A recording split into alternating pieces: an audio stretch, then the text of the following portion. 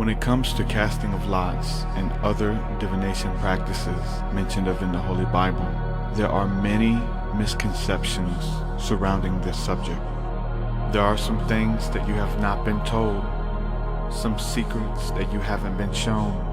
These secrets are re-emerging for a new generation to experience the fullness of God. Allow us to re-examine the ancient practice of biblical divination.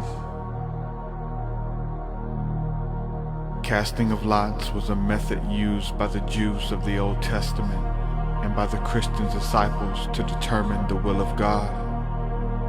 Lots could be sticks with markings, stones with symbols, etc., which were thrown into a small area, and then the result was interpreted. Hence the term, the luck of the draw. The ancients believed that this was not just some luck of chance, but that the luck of this draw was determined by God Himself. Proverbs 16:33 declares, "The lot is cast into the lap, but its every decision is from the Lord." Cleromancy is a form of sortation, casting of lots, in which an outcome is determined by means that would normally be considered random, such as the rolling of dice, but are sometimes believed to reveal the will of God or other supernatural entities.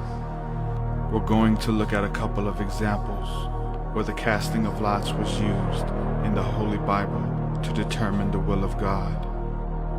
Jonah, chapter 1. Now the word of the Lord came to Jonah, the son of Amittai, saying, "Arise, go to Nineveh, that great city, and call out against it, for their evil has come up before me." But Jonah rose to flee to Tarshish from the presence of the Lord. He went down to Joppa and found a ship going to Tarshish. He paid the fare and went down into it to go with them to Tarshish, away from the presence of the Lord. But the Lord hurled a great wind upon the sea, and there was a mighty tempest on the sea, so that the ship threatened to break up. Then the mariners were afraid, and each cried out to his God. And they hurled the cargo that was in the ship into the sea to lighten it for them. But Jonah had gone down into the inner part of the ship, and had lain down and was fast asleep.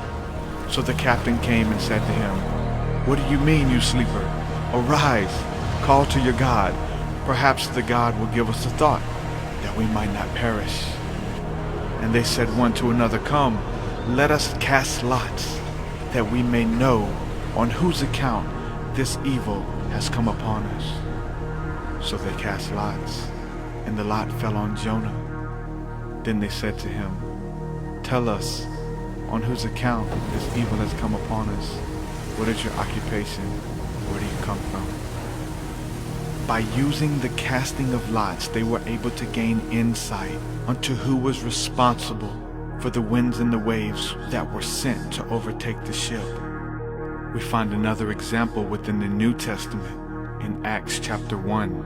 When Judas had been removed from being one of the 12 disciples, there were two other fellows whose names came up that had the possibility of replacing Judas and becoming the 13th disciple.